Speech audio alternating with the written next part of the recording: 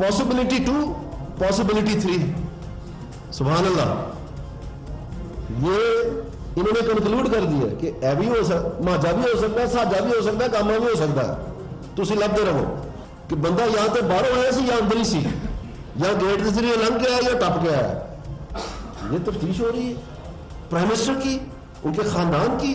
कि जो 254 सफ़े की रिपोर्ट है, सवाल ये उठ रहे हैं लिखी किसने है। ये साजिश तो कामयाब इंशाअल्लाह नहीं होगी, लेकिन साजिशी इस्तीफा बेनकाब जरूर होंगे। इस्तीफा मांगने वाले पहले तो इस रिपोर्ट को पढ़ें। अस्सलाम वालेकुम नाज़रीन, मेरा मशवरा होगा कि अगर हुकूमत भी इस रिपोर्ट को पढ़ ले तो उनकी बहुत सी मुश्किलें और बहुत सी कंफ्यूजन आसान हो जाएगी। ये जो 250 सफ़े की रिपोर्ट पढ़ी है, उसके बाद आपको यह समझ में आ जाती है क्यों वो ऑप्शन 1, 2 और 3 में जाते हैं। वो क्या क्या कहता है, ये व्हाइट कॉलर क्राइम है, याद रखिएगा। ये कोई कत्ल का मुकदमा नहीं है, किसी की वीडियो नहीं बनी हुई। ये सिर्फ देखना पड़ता है, निकालना पड़ता है कि असल में चीज में हुआ क्या है। और अगर आप ये सवालात इनके देखें और जो उन्होंने रिसर्च की है, तो आपको खुद एहसास होगा। मैं आपको एक एक करके बता दूं चंद चीजों में कि उनके मसाइल क्या क्या थे। JITFZ फॉर एग्जाम्पल, जिसके चेयरमैन बोर्ड के मियां नवाज शरीफ साहब खुद हैं, और ये खत जबल अली जो फ्री जोन अथॉरिटी है उसने दिया। JIT लिखती है कि कोर्ट के हुक्म के मुताबिक जब FZ के मुतालिक मालूमात हासिल करना शुरू की तो अली फ्री जोन अथॉरिटी को खत लिखकर तफसीलात मांगी गई। पता चला वजीर आजम मियां नवाज शरीफ इस कंपनी के बोर्ड के चेयरमैन है। ये कागज सामने पड़ा है, डिनाई करें, इस कागज को ले जाए सुप्रीम कोर्ट में। मेरा तो ख्याल है सबसे पहला काम हुकूमत को करना चाहिए। मियां नवाज शरीफ साहब का नौकरी का सर्टिफिकेट, अकामा वीजा और उनकी तनख्वाह, यानी वजीर आजम पाकिस्तान की दुबई में तनख्वाह 10,000 रुपए, 10,000 रियाल माहाना। यह है मायदा उनका इस कंपनी के साथ। कहें गलत है, कहें झूठा है।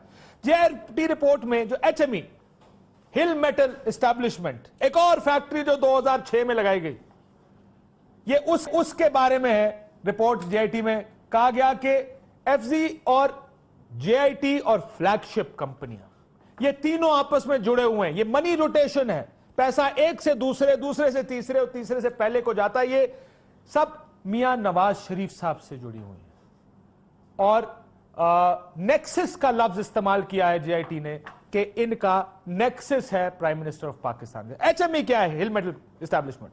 सुप्रीम कोर्ट ने अपने फैसले में JIT को टास्क दिया था कि पता लगाया जाए 2006 में बनने वाली हिल मेटल एस्टैब्लिशमेंट के लिए किन जराए से पैसे आए। हुसैन नवाज ने टीवी इंटरव्यू में कहा कि कर्ज लेकर बनाई गई ये फैक्ट्री, जबकि जो कागजात आए हैं उनसे पता चलता है कि 2006 में बनने वाली इस फैक्ट्री का पहला कर्जा 2010 और दूसरा कर्जा 2012 में सैंक्शन हुआ। मेरे साथ आरे भट्टी साहब बैठे, भट्टी साहब सुन देना ना, 2010 और 12 में कर्जे मंजूर हुए हैं, कहते हैं 2006 में बनी है ये फैक्ट्री। ये इस JIT की रिपोर्ट में, मतलब फैक्ट्री लगाने के लिए कोई कैपिटल मौजूद नहीं था, बहुत थोड़ा कैपिटल था। कहते हैं हमने उनसे कहा इस तरह करें, मैं अपनी ऑडिट रिपोर्ट ला दे, जो हर कंपनी की ऑडिट रिपोर्ट होती है, जिसे पता चलाया जा सके कि पैसे कहां से आए हैं। अब ये एक तो बड़ा आसान सा काम है ना, 2010 की बात कर रहे हैं। उन्होंने कहा हमें अपनी ऑडिट रिपोर्ट ला दें। बार बार मांगने पर भी JIT को ऑडिट रिपोर्ट हुसैन नवाज साहब ने नहीं दी। JIT रिपोर्ट कहती है कि हिल मेटल कंपनी का 82% मुनाफा मियां नवाज शरीफ साहब को भेजा गया है। 82% मुनाफा, जिसे असल में लगता यह है कि वो मालिक है। 12% सिर्फ हुसैन नवाज साहब ने रखा। अगर आप सफा नंबर 229 से पढ़ना शुरू करें तो शरीफ खानदान की दौलत में इजाफे के बारे में JIT की रिपोर्ट यह कहती है, जो कागजात उनके पास है, कि वजीर आजम साहब के वालिद साहब की दौलत में 90 की दहाई के आगाज में इजाफा शुरू हुआ और 92-93 में 4 गुना इजाफा, यानी 7 मिलियन से बढ़कर 32 मिलियन रुपए हो गई। मरियम सफदर की दौलत 92-93 के दौरान 21 गुना इजाफे से 1.4 मिलियन से बढ़कर 30 मिलियन रुपए हो गई, जबकि हुसैन नवाज की दौलत 92-93 में 10 गुना बढ़कर 3 मिलियन से बढ़कर 33 मिलियन हो गई। मैं हाले 10 गुना नहीं है, शायद 10 गुना ही होगा, ये नंबर्स इतने ज्यादा हैं। जबकि इसहाक डार साहब की दौलत में 91 गुना इजाफा हुआ और वो 831 मिलियन रुपए पर पहुंच गए। मिस्टर एरल जॉर्ज, जब ये आ गया मामला मरियम नवाज शरीफ साहिबा की बेनिफिशियल ओनरशिप का, mister Errol George director financial investigation agency FIA, ये बाहर की कंपनी, पाकिस्तानी नहीं है, मोज़ैक फोंसेका की मनी लॉन्ड्रिंग रिपोर्टिंग ऑफिसर के साथ जून 2012 में होने वाली नीलसन और नेस्को लिमिटेड से मुतल्लिक खतो किताबत की तस्दीक कर दी।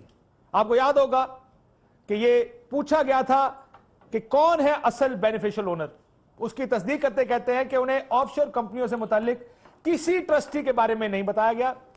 मोज़ैक फोंसेका ने आगाह किया कि मरियम सफदर ही इन कंपनियों की बेनिफिशियल ओनर है और उनका पता सरूर पैलेस दर्ज है। अब ये याद रखिएगा, भट्टी साहब मैं आपको बता रहा हूं, याद रखिएगा, सरूर पैलेस में वो 2000 से 2005 तक मुकीम थी और ये जो ट्रस्ट डीड है ये 2006 में लिखी गई थी। सो पता 2005 का सरूर पैलेस दिया हुआ, इसका मतलब 2006 से पहले के कागजात ये लगते हैं जिसमें वैश्विक पता मुख्तलिफ दिया गया है। इसके आगे नेल्सन नीस्कॉल और कुंबर नामी ग्रुप ऑफशोर कंपनियों के लिए मरियम नवाज की तरफ से पेश करदा ट्रस्ट डीड पर माहिरीन की राय मांगी गई। यह जिक्र करना यहां पर अहम है कि इन दस्तावेजात की फोटो कॉपियां जो सुप्रीम कोर्ट से मिली उन पर तारीखों में कटिंग थी, इसलिए हैंड राइटिंग एक्सपर्ट और फोरेंसिक तज्जिया करने वाली laboratory the Radley forensic laboratory, ये लंदन की कंपनी है जिसकी खिदमात ली गई, उनसे कहा गया ये बताइए कि ये पाकिस्तान, ये JIT ने नहीं किया, उन्होंने ये कागजात भेज दिए लंदन और कंपनी को कहा कि जी आप हमें बताएं क्या मसला।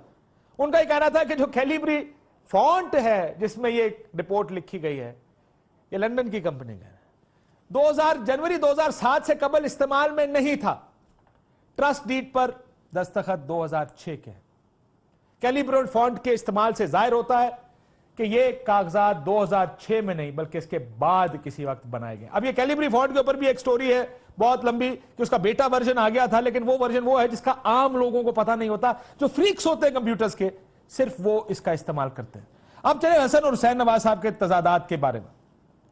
लंदन अपार्टमेंट किसके जेर इस्तेमाल थे? JIT की तहकीकात, ये फैक्ट तो तस्लीम शुदा है, ये सवाल पूछा गया था सुप्रीम कोर्ट की जानिब से कि क्या 1993 में खरीदे गए flat 16A, 16B, 17A, 17B। Hussain Nawaz ने दावा किया कि उन्होंने 1993 में फ्लैट नंबर 17 का कब्जा हासिल किया, 1995 में फ्लैट 16 और उन्होंने ही कहा कि 95-96 में उन्होंने तीसरे फ्लैट का कब्जा लिया 17A का। तो 93, 95 और 96 में हसन नवाज ने अपने भाई के दावे से बड़ा मुतजाद मौक़िफ़ अपनाते हुए कहा कि जब वो 1994 में लंदन पहुंचे तो ये तीनों फ्लैट पहले से हुसैन नवाज साहब के पास थे और 6 महीने बाद चौथा फ्लैट कब्जे में लिया गया, यानी उनका कब्जा हासिल किया गया। JIT को बयान रिकॉर्ड करवाते हैं। बल तौफीक ट्रस्ट का एक केस जो आप बहुत अरसे सुनते आए कि उसमें $8 मिलियन थे, वो $8 मिलियन किसने वापस किए, उसके अगेंस्ट 4 प्रॉपर्टियां रखी गई थी। शहबाज शरीफ साहब ने तो अल तौफीक केस की कानूनी जंग और उससे जुड़े चीजों के बारे में जवाब देने से इनकार कर दिया। वो राना साहब ने कहा कि खुली किताब है, वो जवाब देंगे, उसका जवाब देने से उन्होंने इनकार कर दिया। उन्होंने बरतानवी अदालत में हुदैबिया मिल से मुतल्लिक, जिसमें वो खुद फरीक थे, केस पर बात करने से यह कहकर इनकार कर दिया कि पाकिस्तानी हाई कोर्ट ने इस केस को पहले ही खत्म कर दिया है, यानी पाकिस्तानी ये कौश कर चुकी है, जबकि उनका यह बयान हकायक के मुनाफी है। ना तो शहबाज शरीफ साहब को ऐसा ऑर्डर दिखा सके और ना ही इस तरह का कोई ऑर्डर हमारे सामने आया है। अब इसमें जो बड़ी दिलचस्प बात थी कि जो 4 प्रॉपर्टियां जोड़ दी गई थी 1999 में कोर्ट के ऑर्डर के बाद, वो ये कहते हैं कि अगर तो इनकी ओनरशिप ना होती तो कोई उनको हटाने की बात करता, हमें बताता ये हमारी नहीं है। ऐसा कोई काम नहीं किया गया, बल्कि जब एक मायदा हो गया जनवरी 2000 में, उस मायदे के बाद ये प्रॉपर्टियां जब पैसे दिए गए हटाई गई। और इसमें सबसे अहम चीज ये है कि ऑडिट जब किया गया ना जी हुदैबिया पेपर मिल का, तो $8 मिलियन 2005 तक $8 मिलियन लाइबिलिटी के तौर पर इनके रिकॉर्ड में शो होते रहे कि हमने ये कर्जा देना है किसी का। ये 2005 तक ये इनकी रिकॉर्ड में है कि ये कर्जा है $8 मिलियन जो हमने वापस करना है। वजीर आजम साहब ने पहले कहा कि जो कतरी खत हैं वो मैंने पढ़े ही नहीं, बाद में कहते हैं हाँ जी मैंने पढ़े हैं। इन खतूत को पहले उन्होंने मानने से इनकार किया, बाद में उन्होंने खतूत को दुरुस्त करार दिया, लेकिन उन्होंने कहा कि मैंने पढ़े नहीं है ये खतूत। हसन नवाज साहब के कारोबार की मुंतकली, इसके बारे में हुसैन नवाज कहते हैं कि मैंने उनको स्प्रेडशीट भेजी, दो कतरी खानदान ने मुझे भेजी थी, लेकिन हसन नवाज ने कहा मैंने कभी स्प्रेडशीट नहीं देखी। बहुत से तजादात इस तरह के जो आपके सामने आएंगे। ये वो अलसानी खानदान का जो सारा जो मामला है, बहुत सी कॉन्ट्रडिक्शन। फवाद चौधरी साहब मेरे साथ मौजूद है, आरिफ हमीद भट्टी साहब मेरे साथ स्टूडियोज में मौजूद है। बहुत सी वो कॉन्ट्रडिक्शंस जो सामने आती रही हैं वो इस रिपोर्ट का हिस्सा है। कोई कहता है, कोई कुछ कहता है, लेकिन एक चीज जिसमें सब मुत्तफिक हैं कि साजिश हो रही है। कौन साजिश कर रहा है सर? ये सारी साजिश है। ये साजिश की बड़ी, वैसे मैं इस पे एग्री हूं। फॉन्ट आपने गलत इस्तेमाल किया, साजिश कोई और कर रहा है। देखो आप इसमें शामिल कौन कौन हो गया है। पहले ARY तो जाहिर था ही, पहले फौज भी पहले थी, जुडिशरी भी पहले थी।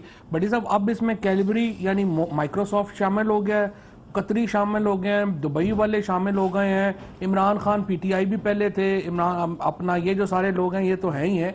लेकिन अब इस वक्त अगर देखा जाए तो दुनिया की कोई कौमियत बची नहीं है जो इस साजिश में शरीक नहीं है। और ये कैलिबरी फॉन्ट वाला माइक्रोसॉफ्ट सारी दुनिया इसमें रख गई है। और हमारी पंजाबी में कहते हैं ना, और फलाना टीट हो गया तो मुंह ना लगी। पट्टी साहब तो उत्ती गल आ गई है उनके क्या आर्गूमेंट इस पे दें? मैं तो ये जो अभी इसने जो अभी काशिफ ने तो खैर सारी जो है समरी जो है वो उसकी बयान कर दी है। अब इसमें इसके ऊपर क्या बंदा आर्गुमेंट करे? अब इससे कौन कह सकता है? हुकूमत कहती है दुबई की कि जो आपका गल्फ स्टील जहां से 12 मिलियन दिरहम का आगाज हुआ है, आपके सारे क्लेम गलत। अच्छा, दुबई की गवर्नमेंट कह रही है, लेटर उसका दुबई गवर्नमेंट का मौजूद है। जो एक चीज ऑन सीरियस नोट अगर दुख की जो बात है वो ये है कि पाकिस्तान का वजीर आजम और उनकी जो बेटी हैं और उनके जो बच्चे हैं वो सुप्रीम कोर्ट में उन्होंने 4 या 5 मेजर डिफेंस लिए हैं। सारी डॉक्यूमेंट्स फोर्ज्ड है, फेक है या खुद बनाई हुई है। सबसे बड़े जो अफसोस की बात है वो ये है कि बिल्कुल कोई उनकी मॉरलिटी नहीं है, कुछ नहीं है। सुप्रीम कोर्ट में ट्रस्ट डीड पेश की, फोर्ज्ड, जाली। सुप्रीम कोर्ट में बेनिफिशियल ओनर ट्रस्टी की जो अपना उन्होंने कहानी दी, जाली। कतर का खत दिया, जाली। और ये JIT के ऊपर ये जो भी आज मैं भी सुन रहा था, मुझे वो किसी ने टिकर भेजे कि दानियाल कह रहे हैं जी 10th वॉल्यूम जरूर आना चाहिए। भाई पहली बात यह है कि 9 अजे काफी नहीं हुए, तो के 10वां भी दे दो। अच्छा, और फिर ये देखें कोई कागज नहीं दिया। जो JIT कहती है हमने कहा कागज दे दे, नहीं देते। हाँ, नहीं दिया, कोई कागज नहीं दिया। सिर्फ ये मैं एक्सप्लेन करना चाह रहा था कि वो 10वां वॉल्यूम क्यों नहीं दे रहे। 10वां वॉल्यूम इंटरनेशनल लॉ 10वां ऑनगोइंग है और फिर 10वें वॉल्यूम में ये है। मेरी बात सुनो, जो आ चुका है पहले वो देख। पहला वो दे। दुबई वालों ने कहा जो इनके सारे क्लेम है वो गलत है। कतर ने कह दिया, कतर ने जो कहा, आपने जबल अली से पूछा, जबल अली अथॉरिटी से भाईजान, उन्होंने कहा जी ऑफशोर कंपनी के चेयरमैन है मियां साहब, तनख्वाह लेते हैं, कामा का वीजा उनका, वो क्या चाहते हैं बाकी उनको तो। काशिफ साहब बिस्मिल्लाहिर्रहमानिर्रहीम। देखिए अगर आपका प्राइम मिनिस्टर मेहनती है, बेचारा कामा तो मजदूर शजूर लेके जाता है ना, मेहनत करके रिस्क कमा रहा है, तो इसमें हमें एतराज नहीं करना चाहिए। 10,000 दिरहम ले रहा है, 10,000 दिरहम ले रहा है ना बेचारा, पाकिस्तान में रह के उधर दिरहम ले रहा है, तो इसका मतलब है उसमें कोई ऐसा फन है, उन्हें कमीशन के तौर पे कोई बिजनेस दे रहे होंगे, यहाँ पाकिस्तानी गवर्नमेंट से कोई फेवर दे रहे होंगे। इन सबको छोड़े, आपने ये किताब बहुत ज्यादा पढ़ी है, सुबह से आप पढ़ रहे हैं। मुझे लगता है जो मुस्लिम लीग नून के रहनुमा कर रहे हैं ना प्रेस कॉन्फ्रेंस है, उनके पास कोई और किताब लिखी हुई है, JIT की कोई और रिपोर्ट है, या वो रिपोर्ट फवाद ने लिख के उनको दे दी है। ये रिपोर्ट उनके पास है ही नहीं। मैं ये चैलेंज कर रहा हूं, इसके 250 सफ़े हैं। उन्होंने किया क्या है? हो सकता है सर ने कोई लिखी हो ना यार, ये हो सकता है आपको गलती है, ये रिपोर्ट आपके पास जाली है जी। मैं कह रहा हूँ जो मुस्लिम लीग के रहनुमा कर रहे हैं, ये वो JIT की रिपोर्ट है ही नहीं, क्योंकि वाकई फर्क बड़ा लगता है। ये जमीन आसमान का फर्क है। भट्टी साहब नहीं, दूसरी आपने कहा जी 92-93 में उन्होंने फ्लैट लिए हुसैन और खस्तर ने, बकौल उनके बयानात के। उनकी उम्रें क्या थी? पोजेशन किससे लिए? क्या वो लाटू को अच्छे सीधा चुके जेब में आ गए? कमाल बात कर रहे हैं यार। पोजेशन भट्टी साहब, बुनियादी सवाल ये है कि हुसैन नवाज ने खुद ये कहा, हसन ने कहा कि जब मैं 1994 में लंदन गया तो 3 फ्लैट हुसैन नवाज के पोजेशन में थे। एक आदमी 3 फ्लैट्स में क्या कर? एक में पूरा नहीं आता था ना। ये देखें लॉजिकल सवाल है ना। आपके पास लाइटर साइड पे किराए पे आप नहीं रखे। आप मेरा साहब इल्म है, गांव के लोग हैं, कोई ऐसा साइंटिफिक तरीका आया कि मेरा सर एक फ्लैट में हो, मेरी टांगे दूसरे फ्लैट में हो और बाजू तीसरे फ्लैट में हो? कोई हो सकता है? सर मैं एक छोटा सा आपको एक लाइटर साइड पे, एक गांव में ना एक नंबरदार था, तो उसने वो मामला इकट्ठा किया, तो तहसीलदार और उसके सारे अमला गया, तो उन्होंने कहा जी कि आप मामला दें। उसने कहा वो तो नहीं है। तहसीलदार को गुस्सा आया, अभी 10वीं बार आ रहे हैं तो इसको कह रहे हैं ये दे नहीं रहा। उन्होंने कहा इसको लंबा करो, लंबा कर दिया। वो मारने लगे तो उसकी पग खुल गई, वो देखा तो उसमें कोई पैसे बंधे हुए थे। उन्होंने खोले तो उतने के उतने पैसे थे जितने लेने थे। उन्होंने पूछा ये पैसे किसके हैं? उसने कहा वो मामले के हैं जो आपको देने थे। तो उसने कहा फिर ये दिए क्यों नहीं पहले? उसने कहा मैं दे तो देने से, मैं क्या चलो तुहानू पहले खराब तो कर ला। नहीं इसी तरह मैं एक छोटी सी बात सुना दूं। ये खराब करने लगे। मैं चॉइस साहब अब आप देखें ना बटी साहब, एक मिनट, मतलब अगर ये पहले से रिजाइन कर देते जब ये कहा गया था, जब वो पहला फैसला आया था, तो इसमें तो वो चीजें भी आ गई हैं जिनका कभी कोई जिक्र ही नहीं था पाकिस्तान के अंदर। लेकिन उसमें काशिफ साहब मैं चॉइस साहब की बात हुई, मुझे भी एक वाकया याद आ गया। एक ट्रेन में ना कुछ लोग जा रहे होते हैं, एक बॉडी बिल्डर अंदर जाता है, अंदर वो जाता है, सारी एक बंदे को थप्पड़ मारता है जोर से, वो बेचारे को थप्पड़ पड़ता है, थोड़ा सा उसका मुंह बन जाता है, कहता मेरे भाई को मार के दिखा। वो उसके भाई को भी मारता है, कहना मेरा नाला बेटा गया नू मार के, हाँ मैं तेन देखांगा तू कितना बड़ा बहादुर है। उसके बेटे को 2 मारता है, कहता ला मेरी बीवी नू भी मार के, हाँ मैं तेन देखा तू कितना बहादुर है। वो बीवी को भी मारता है। खैर थोड़ी देर बाद वो एक साथ बंदा बैठा होता, कहता सर सरदार जी एक चपेट ਤੁਹਾਨੂੰ ਪੈਣੀ ਸੀ, ਗੱਲ ਮੁੱਕੀ ਜਾਣੀ ਸੀ ਤੇ ਤੁਸੀਂ ਇੰਨਾ ਸ਼ੋਰ ਕਿਉਂ ਪਾਇਆ? ਕਹਿੰਦਾ ਇਹਨਾਂ ਨੇ ਜਾ ਕੇ ਮੈਨੂੰ ਘਰ ਬੜਾ ਬਿਜ਼ਨਸ ਕਰਨਾ ਸੀ, ਤੇਰੀ ਵਜ੍ਹਾ ਤੋਂ ਸਾਡੀ ਮਿਸਤੀ ਹੋਈ। ਐਸੇ ਕੋਲ ਮੈਂ ਸਾਰੇ ਨੂੰ ਚੰਡਾ ਪਵਾਤੀ ਹੈ ਤੇ ਮੀਆਂ ਸਾਹਿਬ ਨੇ ਬੜਾ ਅੱਛਾ ਕੀਤਾ ਕਿ ਸਾਰੀ फैमिली आ गई।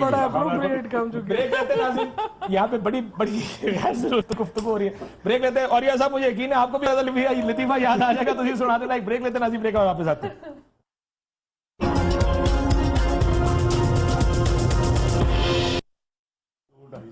वेलकम बैक नाजरीन। हमारे साथ आरिफ भट्टी साहब, फवाद चौधरी साहब, चौधरी मंजूर साहब मौजूद हैं, और या मकबूल जान साहब के पास मैं जाना चाहता था कि वो हमें बताएं, लेकिन मेरा ख्याल है वो हमारे साथ लाइन पर मौजूद नहीं है।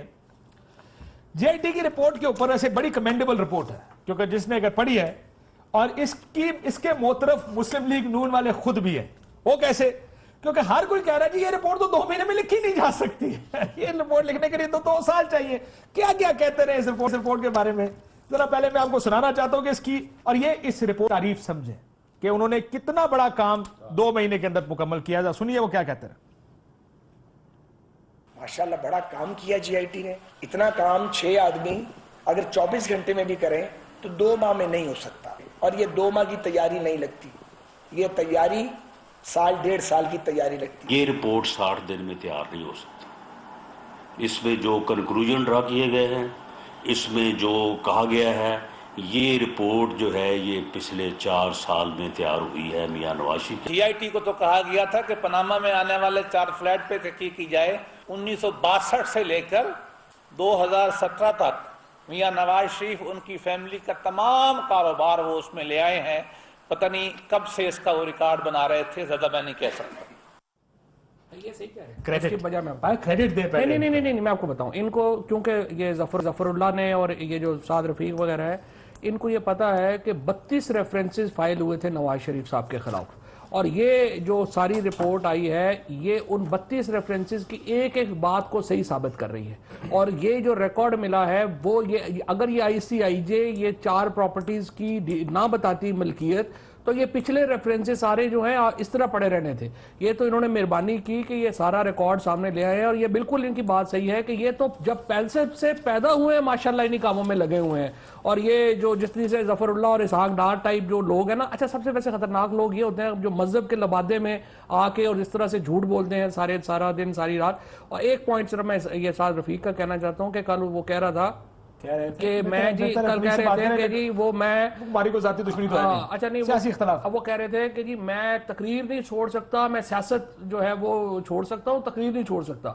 तो मैं ये कह रहा था कि भाई तुमने तो आगे डयाला जेल जाना है, ना तकरीर मिलनी है ना सियासत होनी है, पैरागन की बारी आनी है इसके बाद। ये एहतसाब यहाँ से तो रुकना, ठीक ये तो इंशाल्लाह आगे जाएगा, ये कोई मामला रुकना ही नहीं है अब तो यहाँ जो चल पड़ा है। अगर वज़ीर आज़म मुल्क का इतना बड़ा ये पलंदों के सामना करना पड़ेगा उसे, तो बाकी कहां बचेंगे? ये तो सारे इस वक्त जो रो रहे हैं ना, ये अपनी अपनी कहानी को रो रहे हैं। और यह साहब मैं फिर कहूंगा कि देखें इख्तिलाफ अपनी जगह, मैं दिस इज एन एडवाइस। देखें बहुत ज्यादा पोलराइजेशन और इख्तिलाफ बहुत है, अगर हम लैंग्वेज कम से कम बेहतर रखें तो ये बेहतर होगा कि आपके तनकीद तो आपने करनी है, आपका राइट है और उनका भी राइट है अपने आप को डिफेंड करने का। और यह साहब बड़ी तारीफ कर रहे हैं जब वो कहते हैं 2 महीने में ये रिपोर्ट तैयार नहीं हो सकती। बस कमाल कर दिया उन्होंने, क्योंकि जब रिपोर्ट पढ़े ना आपको एहसास होता है कि हो क्या रहा था। जवाब नहीं दिए, किसी चीज का जवाब नहीं दिया। उन्होंने कहा जी कंसेंट लेटर दे दें, उन्होंने कहा नहीं देते। उन्होंने कहा जी ये अपने ऑडिट रिपोर्टें ले जो कि मियां साहब की फैमिली के अलावा किसी के पास नहीं हो सकती, उन्होंने कहा नहीं देते। कुछ नहीं दिया उन्होंने, फिर भी वो कहीं ना कहीं से 4 कागज लाके उन्होंने जोड़ जाड़ के कुछ ना कुछ फैसले निकाल लिए। और ये साहब देखिए मसला पता क्या है, एक तो बड़ी चीज जो कि मैं बात डिस्कस करना चाहता हूँ कि एक जो रिमार्क था ना जस्टिस खोसा का कि ये एक गॉडफादर है माफिया, ये इन्होंने एक इसको साबित कर दिया है। माफिया की एक पर्सनल बिजनेस होता है और उस पर्सनल बिजनेस को पॉलिटिकल पार्टी डिफेंड कर रही होती है। इन सारों ने ये साबित कर दिया है कि ये वाकई एक माफिया है कि जो एक अपने डॉन की पर्सनल बिजनेस को डिफेंड करते हैं। यानी ये कहीं किसी पॉलिटिकल पार्टी में नहीं होता कि उस किसी भी शख्स के पार्टी लीडर के पर्सनल बिजनेस एम्पायर को डिफेंड किया जाए, लेकिन डॉन के बिजनेस एम्पायर को उसकी पूरी पार्टी और पूरा ग्रुप उसको सपोर्ट कर रहा होता है। एक तो ये बड़ी बात। मैं यहाँ पर थोड़ा सा जीआईटी के लोगों को मैं यहाँ खारिज तहसील पेश करना चाहता हूँ। बेसिकली मैंने इन लोगों का प्रेशर देखा हुआ है, मुझे पता है कितना शदीद प्रेशर होता है और जिस तरह की तरगीबात होती हैं और जिस तरह वो लोग थे क्योंकि मेरे कलीग रहे हुए हैं, उन्होंने बड़ी हिम्मत दिखाई है। आप अंदाजा करें, मैं कल भी ये कहा था एक जगह कि वो जो दोनों उनके एजेंसी के नुमाइंदे थे, हालांकि वो फौज से आए थे, लेकिन वो फौज की जिसे कहते हैं ना हवा को देखते थे, डॉन लीज उन्होंने की थी। इवन हमारे अपने कलीग जो कि उस वक्त जो लेफ्टिनेंट जनरल लेवल के लोग थे, वो कहते कि ये नहीं कर सकते। जैसे ही सिविल के इन अफसरान ने अपने आप को दिखाया कि ये खड़े हो सकते हैं, आप हैरान हो जाएं कि पूरा का पूरा जीआईटी जाए उनके सामने खड़ी होगी और उसने एक इनकलाब पैदा कर दिया। ये बहुत बड़ा काम हुआ है पाकिस्तान की तारीख के अंदर। और जहां हम ब्यूरोक्रेट्स को या पुलिस वालों को हम मलाइन करते हैं कि करप्ट हैं, वहाँ इनकी एक तारीफ एब्सोल्युटली अच्छे लोग,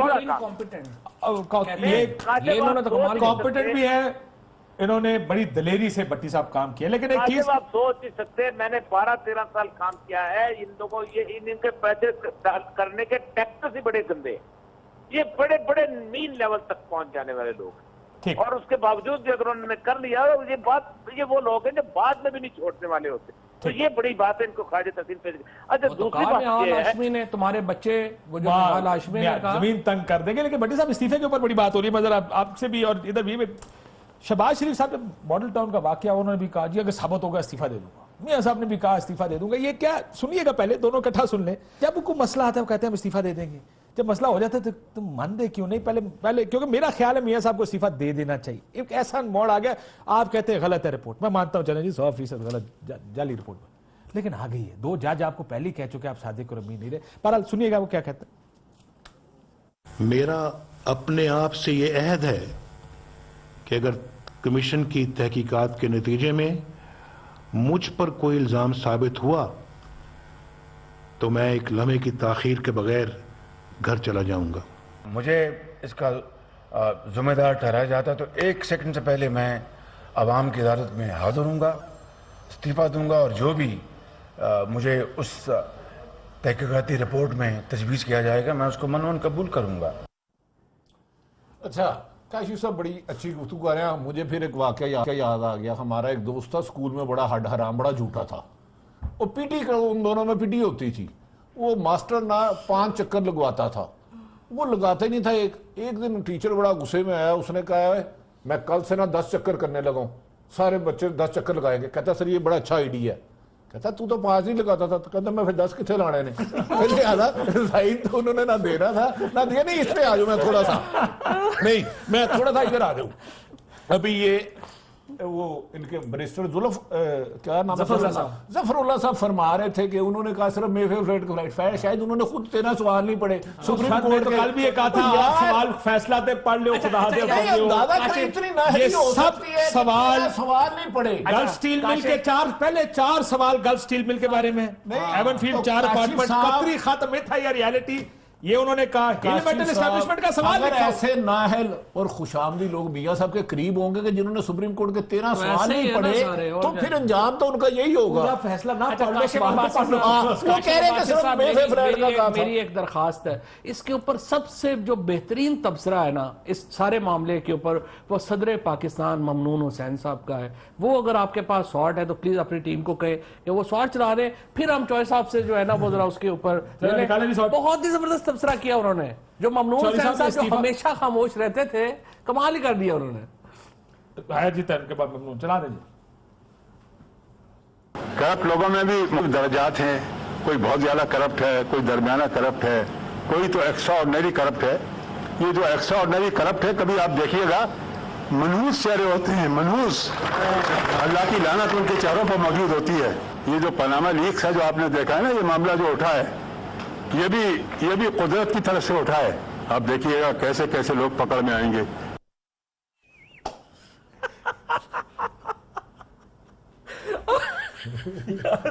वैसे हम ममनून हैं इस क्लिप पे, इस गुफ्तगू पे हम ममनून हुसैन साहब को बड़े ममनून हैं कि उन्होंने कैसा ऐप, कैसा मुनासिब बड़ी नजर भाई इनकी। देखो पनामा एक मजे से शुरू था, उन्होंने कहा कैसे कैसे चेहरे आएंगे, वो 15 चेहरे तो आ गए, उनके चेहरों पे क्या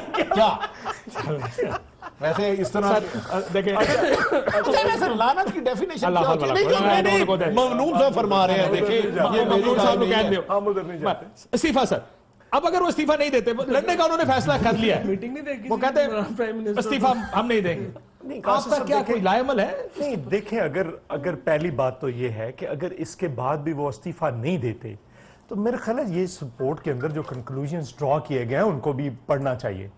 मसलन क्या क्या इसमें है कि इन्होंने फोर्जरी की है, इन्होंने डॉक्यूमेंट्स गलत दिए हैं, इन्होंने कंसीलमेंट ऑफ एसेट्स किए हैं, कितने चार्जेस है, ये कंटेम्प्ट में भी जाते हैं, इनके खिलाफ क्रिमिनल भी, और इतनी चीजें हैं। सुप्रीम कोर्ट में गलत डॉक्यूमेंट्स, उस पर कंटेम्प्ट झूठ बोला गया कि सो अब मैं ये रिपोर्ट को कोट कर रहा हूं। उन्होंने कहा कि जी वजीर आजम साहब जानते थे इसके बारे में, उन्होंने कोर्ट में कहा कि मैंने नहीं जानता। देखिए अब सारी चीजें इस कदर आ गई हैं और मैं समझता हूं कि ये बड़ी वेल ड्राफ्टेड रिपोर्ट है, इनको टेक्निकली भी बड़ी साउंड है और अदरवाइज भी जो डॉक्यूमेंट्स के एतबार से और जिस तरह से लिखी गई है ये बहुत अच्छी लिखी गई। जरूरी नहीं है, देखिए वो 21 ग्रेड का ऑफिसर है जो इसको हेड कर रहा है और वेल रिप्यूटेड ऑफिसर है, और उसको इसलिए लिया गया कि वो बड़ा वेल रिप्यूटेड था। सो व्हाइट कॉलर क्राइम स्पेशलिस्ट है सारे के। अच्छा, दूसरी बात जो रेजिग्नेशन वाली है, देखिए अगर ये नहीं देते, जो कि अगर उन्होंने लड़ने से फैसला किया, मेरे ख्याल उन्होंने अपने आप से लड़ने का फैसला किया है। दूसरे तो वैसे वो लड़ ही नहीं सकते, देखिए ना क्या लड़ेंगे। और उस पे बढ़ जाएगा वजीर आजम का अगर वो रिजाइन कर देते हैं तो ऐसे मौके पर, क्योंकि आप खुद ये मशवरा देते रहे। और अगर नहीं करते तो देखिए जो मेजर पार्टीज हैं सारी की सारी, वो तो उनके आगे सबसे बड़ी पार्टी फजल रहमान साहब की। नहीं देखिए वो कुछ जो उनके अलाइज है, नहीं देखिए जो उनके बड़ी होती है, नहीं जो उनके अलाइज है वो उनके साथ रहेंगे। अगली बात जो है, मैं सिर्फ एक, आज मुझे इत्तेहादी उनसे मुलाकात हुई है, उन्होंने कहा ये सबको मरवाने का इरादा है इनका, ये बात भी है। लेकिन उसमें एक बुनियादी चॉइस, साहब मुझे खत्म करने दीजिए। इशू ये है कि अगर ये नहीं देते तो जरूरी नहीं है कि जो हम जंप करके कंक्लूजन्स पे जाते हैं कि क्या जी एक ट्रक पे सारे होंगे, जरूरी नहीं है ये। अगर मैं इसको पॉलिटिकल टर्म्स में इस तरह से करता हूं कि हो सकता है पॉपुलर फ्रंट ना बने, लेकिन एक यूनाइटेड फ्रंट एक इशू पे बन सकता है। ये अपनी जगह पे करें, हम अपनी जगह पे यूनाइटेड है, और जलसे में यूनाइट होना ना होना प्रेशर आ जाएगा कि ये बिल्कुल सस्टेन नहीं कर। फवाद साहब एक और चीज सुनानी है। 58 अदालत के हाथ कर दी गई है, एक हंग पार्लियामेंट लाने की कोशिश हो रही है, दानियाल अजीज साहब ने कहा। क्या क्या कहा, जरा मुझे बताइए कि ये साजिश की जो बात हो रही है किस हद तक आम लोग, मैं चाहूंगा सारे इस पे जोर दें, दिमाग लगाए कि किस हद तक लॉजिकल आर्गुमेंट है, सुनिएगा। 58(2)B एक होती थी, आज एक अदालती 58(2)B बनाने की कोशिश की जा रही है। पनामा का जो ड्रामा रचाया गया है, इस साजिश के डायरेक्टर पाकिस्तान से बाहर हैं और इसके अदाकार पाकिस्तान के अंदर हैं और मरकजी किरदार जनाब इमरान खान। लेकिन पनामा के विलन का नहीं बताया, वो पाकिस्तान में ही है। अदाकार नहीं। अच्छा जो मुझे बताएं, मुझे लग रहा है आपका सियासी विजन ज्यादा, पॉलिटिशियन है, हम तो सहाफत के तालिब इल्म है। लगता है मियां साहब का किरदार ना ज़ियाउल हक से शुरू और वाजिद ज़िया पे खत्म हो रहा है, यही लग रहा है। ऐसा तो नहीं हो जाएगा कि कल मैं सोहेल बड़ाई साहब को कोट करना चाहता हूं क्योंकि वो एक उसमें नहीं, उन्होंने आज जो कॉलम लिखा है अपना, ताजिकिस्तान में वो प्राइम मिनिस्टर के साथ गए थे, उन्होंने पहले कॉलम लिखा था पार्टी इज ओवर, और उन्होंने अब ये कॉलम में नवाज शरीफ साहब से कहा है कि देखें जब जमहूरियत होती है, जमहूरियत में जब इशू एक हद से बड़ा हो जाता है तो फिर आप फौरन अल्टीमेट आर्बिटर के पास जाते हैं। और आप इस वक्त तो लग ये रहा है कि आप कोशिश कर रहे हैं कि निज़ाम पूरा लपेटा जाए, ये आपके इंटरेस्ट में भी नहीं होगा। और आप जो अपोजिशन पार्टीज हैं, इमरान खान साहब हैं, उनके साथ बैठे और इसका मसले का अल्टीमेट कोई गैर जनदार इमरान खान साहब के साथ काम, इमरान खान के, लेकिन आप टीवी बना सकते हैं, मैं सुहेल राय साहब को अगर टीवी बना के इसके ऊपर बेहतर रास्ता निकाला जा लेकिन मैं आपको बताना, एक मैं पॉइंट क्या देना चाह रहा था, देखिए ना, ब्रेक के बाद आज मैं औरिया साहब 30 सेकंड, उन्होंने ये एक तरीका ये था, जैसे पुराने बादशाह होते थे, लड़ाइयां होती थी, बादशाह फारूक होता था, फिर एक क्योस होता था। एक तरीका है जो हमने इजाद किया है, वो कॉन्स्टिट्यूशनल मेजर्स है।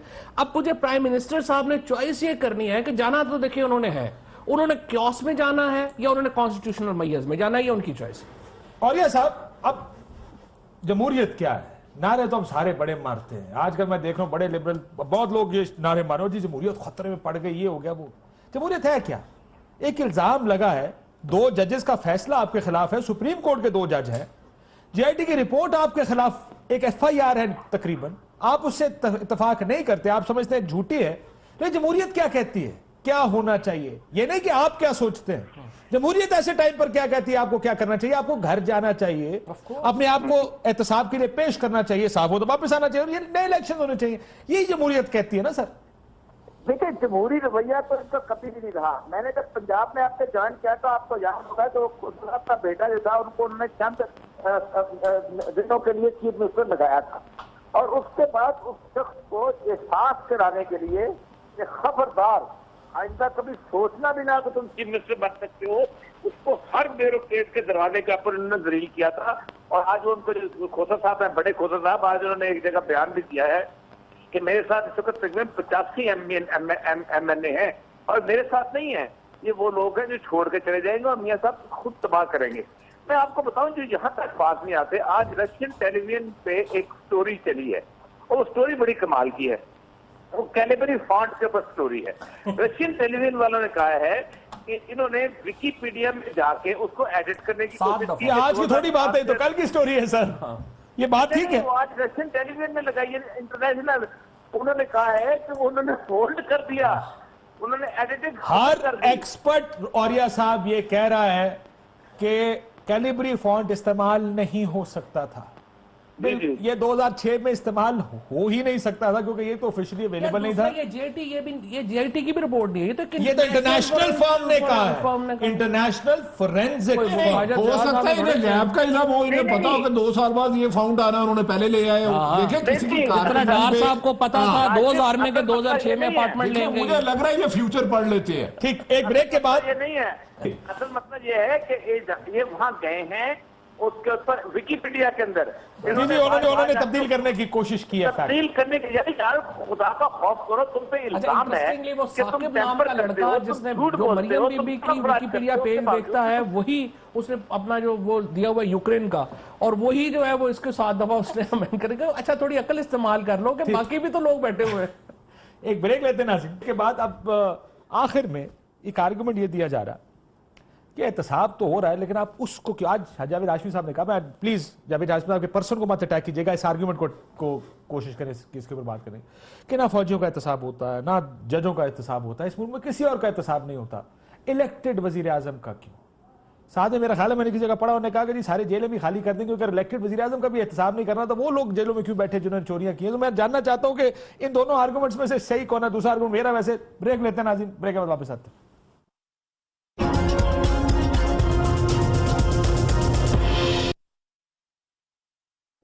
वेलकम बैक नाज़रीन, आखिरी सेगमेंट, थोड़ा छोटा सेगमेंट है इसलिए आर्गुमेंट्स भी। सर, ये एक आर्गुमेंट मैं देख रहा हूं, पढ़ रहा हूं, सुन रहा हूं जिसमें कहा जा रहा है कि एहतसाब, लेकिन फौजियों का एहतसाब क्यों होना चाहिए? मैं इस बात का सबसे पहला हामी हूं कि इन लोगों का भी एहतसाब होना चाहिए, ये प्लॉट्स भी एहतसाब के अंदर आने चाहिए, ये जिन्होंने पैसे बनाए हैं वो भी एहतसाब में आने चाहिए, जजों का एहतसाब होना चाहिए, एक जज साहब की भी है ऑफशोर कंपनी, उनका भी एहतसाब होना चाहिए, जर्नलिस्टों का एहतसाब होना चाहिए। हम तो पहले कितने अरसे से रोला डाल रहे हैं भट्टी साहब और मैं कि हमारा एहतसाब हमसे शुरू कर ले, बेशक जितना भी करना है सारों को इकट्ठा करें, पर ये कौन सा आर्गुमेंट है कि जब तक इनका नहीं होता इनका भी नहीं होना चाहिए?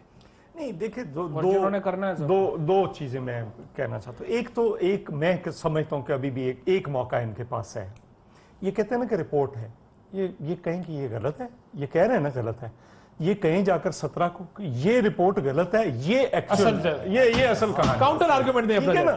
अब जब तक आप इसको रिफ्यूट नहीं करते, जब तक आप रिबट नहीं करते विद फैक्ट्स वो फैक्ट्स कोट कर रहे हैं। जो इन्होंने डॉक्यूमेंट्स दिए हैं वो अपने डॉक्यूमेंट्स जो कि ये रहे हैं डिनाइल मोड पे, इन्होंने कहा किसी चीज का जवाब ही नहीं देना, हमने लिफ्ट ही नहीं करवानी। अब वो अपने डॉक्यूमेंट्स ओरिजिनल लेकर आए और उन्हें कहें कि ये आप लोगों ने गलत किया, ये सही है, तो फिर उसी वक्त टेबल टर्न हो जाएगी। सो अब भी एक मौका है। दूसरी बात जो मैं दूसरा ਤੁਸੀਂ ਮਜ਼ਾਕ ਕਰਨ ਦਾ ਪ੍ਰੋਗਰਾਮ ਮੈਨੂੰ ਹੁਣ ਸਲਮਾਨ ਇਕਬਾਲ ਨੇ ਮੈਸੇਜ ਕਰਕੇ ਕਿਹਾ ਤੁਸੀਂ ਮਜ਼ਾਕਰਾਤ ਚਲਾਇਆ ਜਾ, ਉਹ ਅਗਰ ਹੁੰਦੇ ਤਾਂ 1.5 साल पहले दे चुके होंगे सर। मैं वही कह रहा हूं ना, वो कह रहे हैं ना कि गलत है। सो अब भी दूसरी बात, ये अभी कह रहे थे 58(2)B बहाल की है, कब की है जनाब मियां साहब? चार्टर ऑफ डेमोक्रेसी साइन करने के बाद आप सबसे पहले गए थे काला कोट पहनकर सुप्रीम कोर्ट। सो हर गलत काम इस मुल्क में जो कुछ हुआ है उसकी जब इब्तदा देखेंगे तो इनसे होगी, अब इंतहा इन पे होने जा रही है, तो अब चीखें निकल देखें क्या होगा, ज्यादा एहतसाब होना चाहिए ना, क्यों ना? हाँ, क्यों नहीं मत जाएंगे क्या?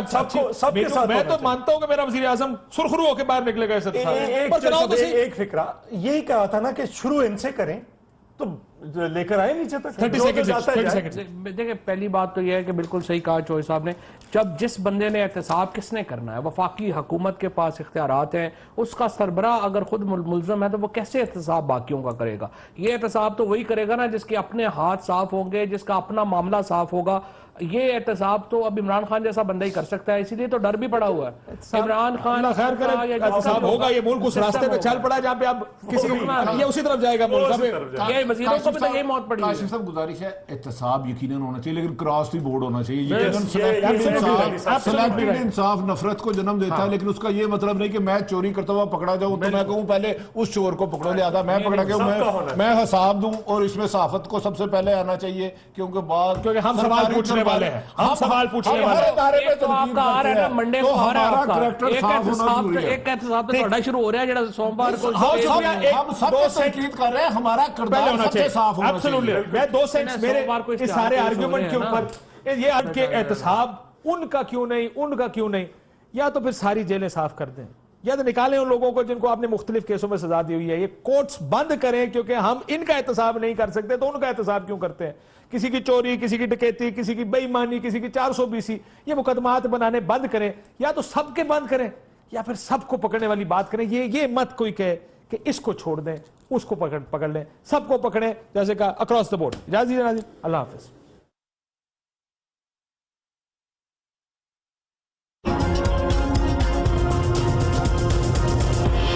ARY News Application. The latest news at your fingertips. At ARY, we feel it's essential to give you, our viewers, access to news wherever you are, whenever you want. Easy to use and a simple interface, giving you the best usability factor. Watch live streaming in HD quality. World news, making sure you're in touch with the world. And much more.